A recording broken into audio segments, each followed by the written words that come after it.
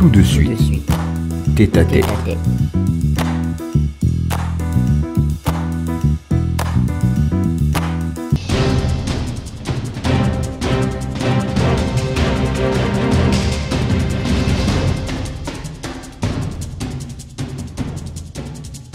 Alors, une fois de plus, merci pour l'intérêt accordé à l'association Akanda Avenir. Je suis Ghislain Médard-Roubian, je suis le vice-président chargé des relations publiques et de la communication. Et c'est en cette qualité que je parle au nom de l'association Akanda Avenir, évidemment sur autorisation du président de notre mouvement associatif, Brice Landry-Nguema. Donc, Akanda Avenir est une association qui se désigne ou qui se détermine comme un mouvement citoyen qui vise particulièrement 5 objectifs, des objectifs qui ont tous un caractère social. De manière globale, donc, nous sommes un mouvement citoyen qui concerne toutes les Akandaises et également tous les Akandais, que ce soit les autochtones comme les résidents. Et dans ce cadre-là, comme je disais tout à l'heure, nous visons 5 objectifs principaux. Le premier objectif, je vais résumer. Parmi les objectifs, donc les 5 que je vais résumer, nous avons l'accompagnement citoyen des populations akandaises dans un certain nombre de résolution de problèmes sociaux qu'ils peuvent rencontrer, comme par exemple la situation des enfants apatrides qui éprouvent des difficultés à avoir des actes de naissance. Donc nous les accompagnons dans l'optique de pouvoir bénéficier d'un acte de naissance pour qu'ils puissent recouvrer leur statut de citoyen gabonais. Dans le même objectif, nous sommes là également pour accompagner la scolarisation de ces jeunes Gabonais. Nous véhiculons également un message en termes de consolidation du respect de l'état de droit, parce que nous avons constaté que nous venons de passer une période de près de 14 ans où le citoyen gabonais a vraiment été... il a été dans une situation où, au fil du temps, il s'est beaucoup plus comporté de manière incivique. Donc, et aujourd'hui, il y a les manifestations visuelles et visibles de cette situation et de ce comportement incivique de la part des Gabonais. Et aujourd'hui, en tant qu'Akandais, l'association Akanda Avenir est là justement pour accompagner les Gabonais à recouvrer justement cet esprit qui vise le respect de l'état de droit. Esprit inspiré justement du 30 août 2023.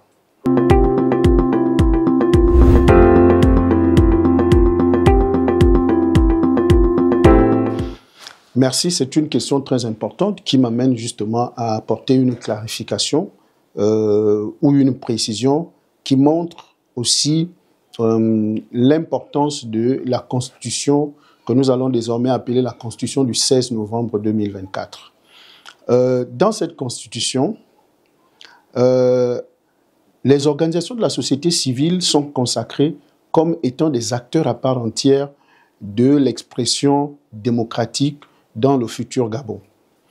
Sur cette base-là, Akanda Avenir, en tant que mouvement citoyen, a jugé opportun de pouvoir se saisir de la question référendaire pour expliquer aux Gabonais et aux Gabonaises, surtout les Akandaises et les Akandais, l'importance de changer de paradigme, l'importance de nous retrouver dans une nouvelle république, l'importance justement de contribuer et œuvrer au retour à l'ordre constitutionnel. Donc, Akanda Avenir est une association, mais nous nous sommes investis dans le champ référendaire, non pas en pensant que nous étions un parti politique, que nous ne sommes pas, mais simplement parce que, en parcourant les dispositions de la Constitution que nous avons votée le 16 août, à l'intérieur, les associations étaient consacrées comme désormais des acteurs à part entière de l'expression démocratique et du pluralisme tant recherché. Voilà pourquoi est-ce que nous nous sommes investis dans le cadre du référendum en tant que citoyens responsables, mais également par rapport à ce que cette future constitution nous donnait d'une certaine manière la légitimité de prendre la parole et d'expliquer aux populations akandaises et akandais les enjeux véritables de ce référendum et de la constitution qui a été votée le 16 novembre 2024 dernier.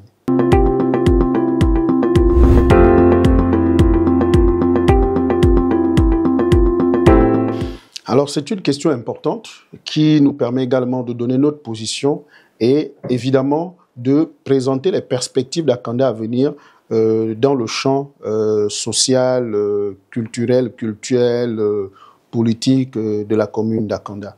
Je commencerai par le dernier point. Nous avons œuvré de telle sorte que Akanda à venir soit visible dans toute la commune d'Akanda, dans le premier et dans le deuxième arrondissement. Sur ce fait-là, nous avons élaboré une stratégie de communication qui a commencé d'abord par une conférence débat, parce qu'il fallait qu'on nous découvre. Et dans notre stratégie, nous avions jugé utile qu'il fallait d'abord qu'on marque le pas par une conférence débat, au cours de laquelle il était question pour nous de présenter aux populations d'Akanda les enjeux à la fois du référendum, mais également de la future constitution. Sur cette question, il était dit qu'il fallait que nous déterminions qui pouvait être l'interlocuteur agréé d'une certaine manière pour permettre à ce que non seulement la communication captive l'intérêt des Akandais, mais surtout que le message porté soit un message qui devait toucher les populations akandaises et faire mouche. Dans ce contexte, nous avons jugé utile de choisir la personne qui, pour nous, garantissait le caractère légitime de cette communication en prenant la parole sur la question du référendum et de la nouvelle constitution. C'est pour ça que nous avons choisi le docteur Jean-Delors Biyogué, à qui nous avons une grande admiration et un profond respect, mais également à qui nous réitérons nos remerciements du fait de la disponibilité qui aura été la sienne pour animer cette conférence débat, au cours de laquelle il a clairement édifié les populations et il n'a fait que renforcer la position qui était la nôtre par rapport justement à l'intérêt pour nous d'amener le message du oui au sein de la commune d'Akanda. Alors pourquoi le oui? Le oui simplement parce que dans un premier temps, nous vivons une transition et nous savons qu'à l'échelle internationale, même sur le plan national, nous sommes dans une situation on ne peut plus délicate et le retour à l'ordre constitutionnel est un élément majeur qui va permettre à ce que le Gabon puisse retrouver une bouffée d'oxygène surtout sur le plan économique et financier. Non seulement il y avait ce souci, mais il y avait également le fait que, en lisant la première mouture de la Constitution, qui sera désormais appelée la Constitution du 16 novembre 2024, nous avons vu à l'intérieur des avancées significatives sur le plan démocratique, sur le plan du pluralisme, de l'expression pluraliste, sur le plan culturel, sur le plan cultuel, sur le plan politique, etc.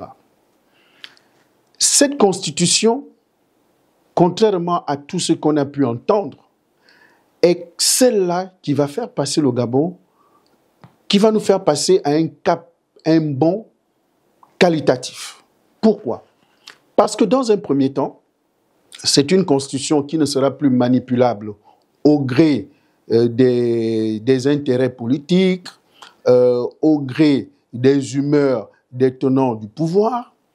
C'est une constitution qui fixe les conditions de sa révision. Deuxièmement, cette constitution, dans sa mouture, devait nous permettre de prendre en compte le fait que désormais, d'autres Gabonais auront la possibilité d'aspirer à occuper des plus hautes fonctions sur le plan de l'exécutif, parce qu'elle consacre l'alternance au sommet de l'État. Et cette question de l'alternance est intangible. Ça, c'était un élément de plus qui nous a amené à militer pour le oui.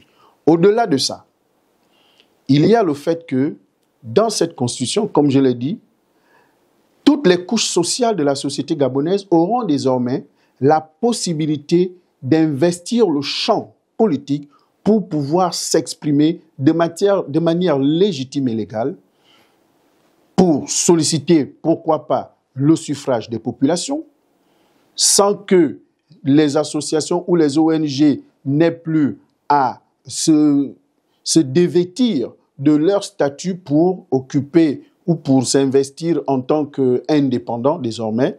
Une association telle que cela est consacré, une ONG peut se présenter avec son statut d'ONG, cela est consacré. Donc il y a beaucoup d'avancées dans cette constitution, contrairement à ce qu'on a dit. Dans cette constitution, pour essayer un peu de terminer avec cette question, on remarque également que le président de la République n'est plus le détenteur suprême du pouvoir exécutif. Il devient le détenteur du pouvoir exécutif. Ça voudrait dire quoi? Ça voudrait dire que aujourd'hui, la Constitution garantit l'équilibre des trois pouvoirs avec une séparation stricte. Et dans cet équilibre des pouvoirs, le pouvoir exécutif a ses mécanismes. Nous avons le pouvoir législatif qui a les siens. Nous avons le pouvoir judiciaire qui a également les siens.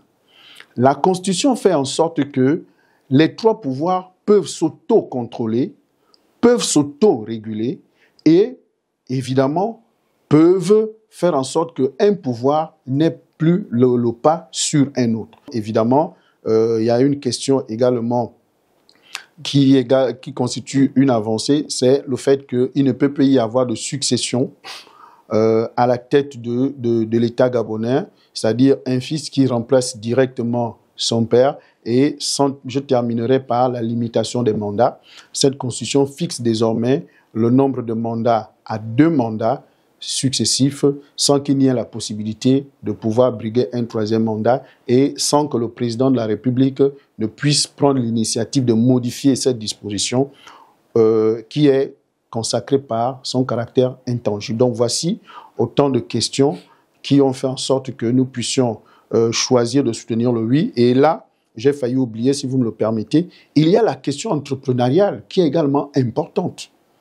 La question entrepreneuriale, l'entrepreneuriat est désormais consacré constitutionnellement. Ça voudrait dire qu'aujourd'hui, un jeune Gabonais qui décide de se lancer dans les affaires peut le faire, bénéficier des financements dédiés, et s'il n'obtient pas ces financements, eh bien, il peut saisir la Cour constitutionnelle parce que cela va constituer plutôt une violation de la Constitution. Donc voilà quelques éléments qu'on retrouve dans cette Constitution du 16 novembre 2024 qui ont milité en faveur du oui pour ce qui est d'Akanda à venir. Et c'est ce que nous avons fait. Et évidemment, le score qui est de 80,3% pour la commune d'Akanda montre un tout petit peu l'impact du travail que nous avons fait parce que nous avons véritablement investi toute la commune d'Akanda. Nous sommes allés au tréfonds de la commune d'Akanda. Nous sommes allés trouver les Akandaises et les Akandais dans leur résidence, au fin fond de la commune d'Akanda. Nous avons cadré toute la commune d'Akanda pour pouvoir vulgariser le message du oui. C'est ce que nous avons fait et le score est un score sans appel, 80,3% du suffrage exprimé.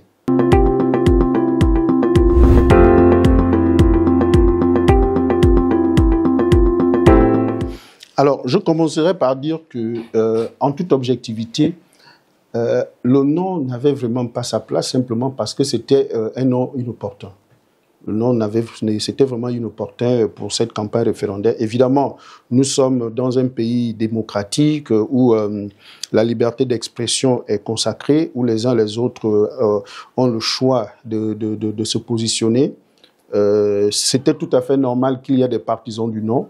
Mais pour ce qui est d'Akanda à venir, il y a les raisons évoquées par nos frères partisans du non. Certes, nous devons les écouter et nous les avons écoutés, mais pour nous, ce n'étaient pas vraiment des raisons valables qui pouvaient amener à ce que les populations ne votent pas cette constitution. Parce que c'était plutôt des des raisons qui portaient sur des questions personnelles, des humeurs, une mauvaise lecture des dispositions de la Constitution, ce qui faisait en sorte que, bon, si vous ne lisez pas très bien ce qui est écrit, c'est normal que vous ayez une compréhension également faussée. Et évidemment, ça a mené à tout un ensemble de propos tenus, mais qui n'avaient rien à voir avec ce que cette future Constitution devait consacrer. Donc, pour revenir à votre interrogation, Akanda Avenir est une association qui existe depuis 2013. Il faut avouer que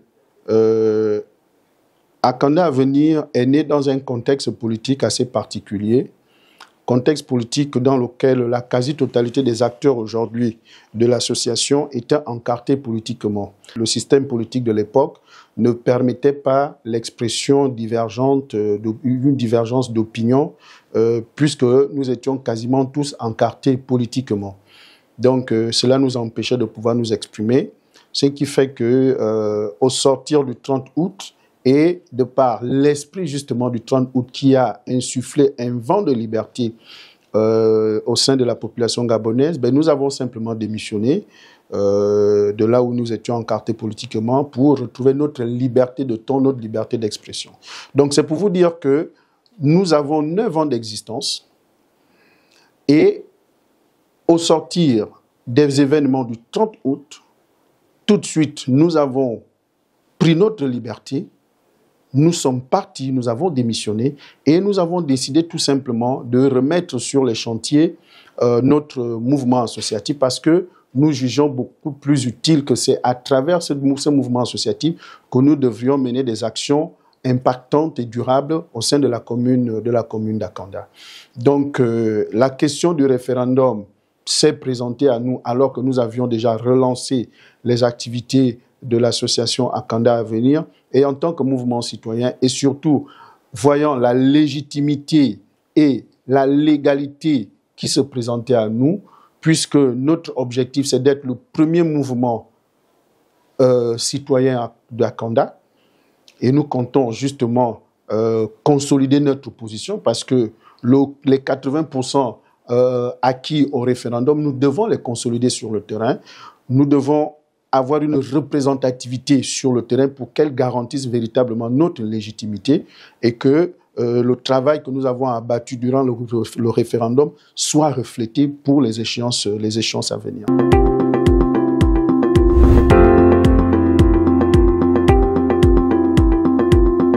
Question très importante et elle est pertinente. Elle va permettre également aux Akandaises et Akandais, mais également à la population gabonaise de vraiment comprendre et de découvrir qui est Akanda. Donc, comme je disais tout à l'heure, nous sommes un groupe de jeunes cadres, tous autant que nous sommes, qui avons une expérience et une certaine maturité politique. Que ce soit dans des mouvements politiques, puisque nous étions encartés politiquement, mais également dans la vie active. Donc, vous comprenez que ce capital expérience, nous l'avons mis en exergue pour élaborer notre stratégie. Nous avons pris près d'un mois pour préparer notre campagne référendaire. Ça, c'est un fait. L'autre fait, comme je disais tantôt, c'est que l'expérience qui est la nôtre, nous l'avons capitalisée en concevant une stratégie de communication qui était tellement percutante que même nos frères partisans du non ont jugé utile de ne pas venir faire campagne dans la commune d'Akanda parce qu'ils savaient que, certes, ils pouvaient venir, chacun pouvait s'exprimer, mais ils n'allaient avoir aucune oreille pour les écouter parce que Akanda Avenir a fait un travail de fond pour que la population akandaise n'ait à l'esprit le jour du vote que le bulletin vert, c'est-à-dire celui du oui. Donc, nous sommes des professionnels, nous sommes des experts, chacun dans son domaine, tous autant que nous sommes, tout le bureau exécutif. Dans ce bureau exécutif, comme je disais tout à l'heure, nous avons des hommes politiques aguerris, nous avons des entrepreneurs, nous avons des cadres de l'administration, des hauts cadres de l'administration. Donc, c'est toute cette somme d'expérience que nous avons capitalisée pour élaborer notre stratégie de communication. Et évidemment, nous avons pris la peine également de lire la Constitution. Et contrairement à nos frères du Nord qui se sont focalisés sur 2 ou 3 articles de la Constitution qui véritablement ne constituaient aucun enjeu pour le citoyen lambda, parce que combien de Gabonais aspirent à être président de la République? Il n'y en a pas beaucoup. Par contre, la question sociale, elle touche la quasi-totalité des Gabonais.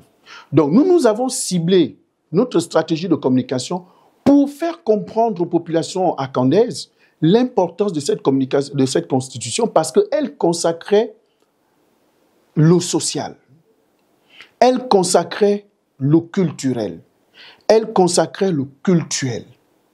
Évidemment, elle consacrait le politique, en donnant désormais la possibilité aux acteurs non politiques de pouvoir également s'exprimer sur le champ politique.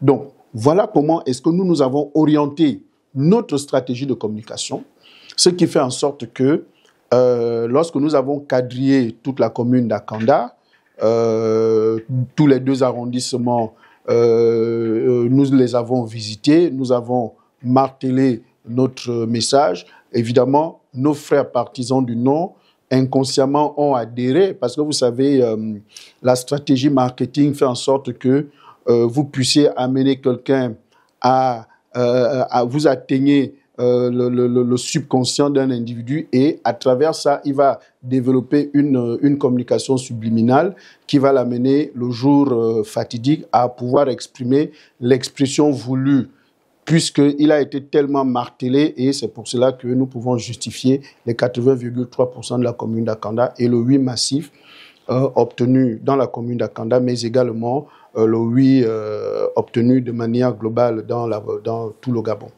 Nous avons une page Facebook à travers laquelle nos community managers mettent toute notre communication. Et dans cette page Facebook, il y a un lien qui vous renvoie à une fiche d'adhésion numérique. Donc, une fois que vous avez renseigné cette fiche d'adhésion numérique, derrière ça, nous avons un certain nombre d'informations et nous pouvons vous contacter. Ça, c'est d'une part. D'autre part, le siège d'Akanda Avenir est situé au quartier Amissa. Donc, Amissa, avant la fondation Amissa, vous avez le carrefour qui est là. Donc, sur votre droite, vous prenez cette bretelle. Le siège d'Akanda Avenir est situé à moins de 10 mètres, justement, du carrefour.